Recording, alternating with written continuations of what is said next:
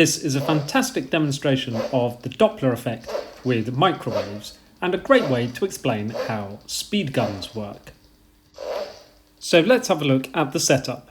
So we've got this vintage 3cm microwave transmitter which is giving out microwaves to the right. Just behind it we've got a modern microwave probe receiver with a built-in amplifier and loudspeaker, and the output of the microwave receiver is also connected to an oscilloscope. The receiving aerial here gets some microwaves directly from the transmitter, and it gets some microwaves that go from the transmitter, reflect from the metal sheet, and then back to the receiver. When the metal sheet is stationary, then both of the waves, the direct from the transmitter and the reflected from the sheet, have exactly the same very high frequency of 10 GHz. And so when they're added together in the receiver, they produce a high frequency 10 GHz signal, which would be too high to be displayed on the oscilloscope that we have. But when you move the metal sheet, the reflected wave has its frequency shifted slightly because of the Doppler effect, which you may be familiar with from hearing the frequency of sound waves from a siren or a car horn changing as it drives towards and away from you. So what then happens at the receiver is you're receiving two slightly different frequency waves, the direct one and the reflected one, and they interfere together. When two waves of very similar frequency interfere, they produce beats because they're going slowly in and out of phase. You can hear that from these tuning forks, which by adding a bit of blue tack I've made have slightly different frequencies, and you can hear the woo woo woo as they go in and out of phase, and they produce this beating effect. The frequency of the beats is actually equal to the difference in the frequency of the two waves that are interfering. So now let's go back to the microwaves, and we've got the unshifted frequency of the microwaves that are coming directly from the transmitter that is beating with the Doppler shifted frequency of the microwaves that are being reflected from the metal sheet.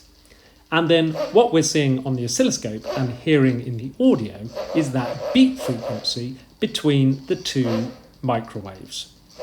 Hopefully you've noticed that when I move the metal plate slowly, we get a lower frequency, and when I move it faster, we get a higher frequency.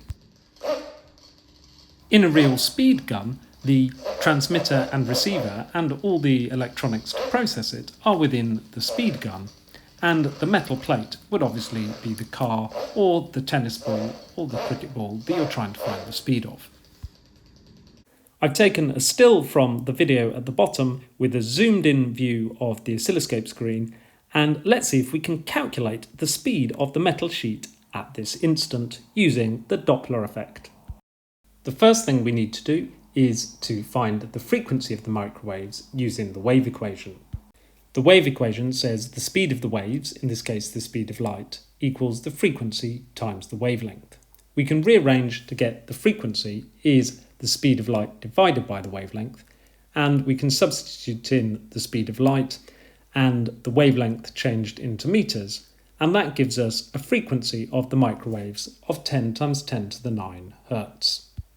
Next, we need to find the change in frequency of the microwaves because of the Doppler effect, and we can do this by measuring the time period from the oscilloscope trace.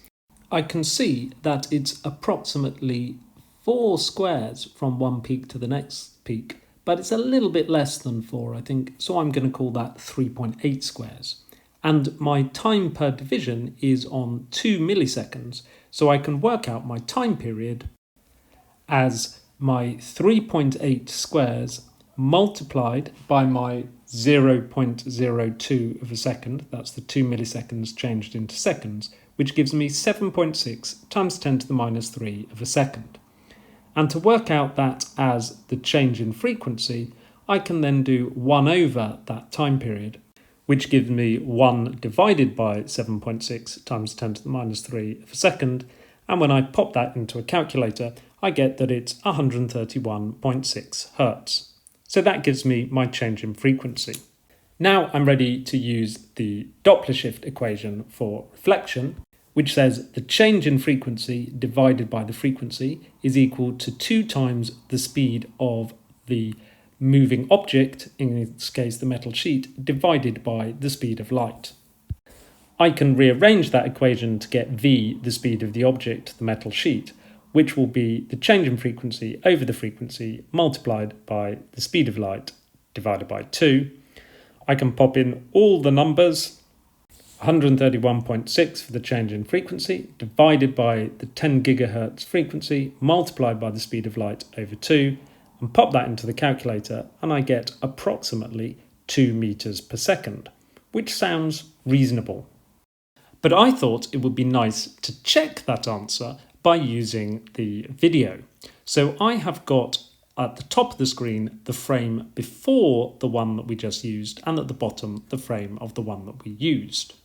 In the top frame, the edge of the metal sheet is roughly lined up with the 31 centimetres on the meter ruler, and in the bottom frame, the edge of the metal sheet is roughly lined up with the 37 centimetres on the ruler.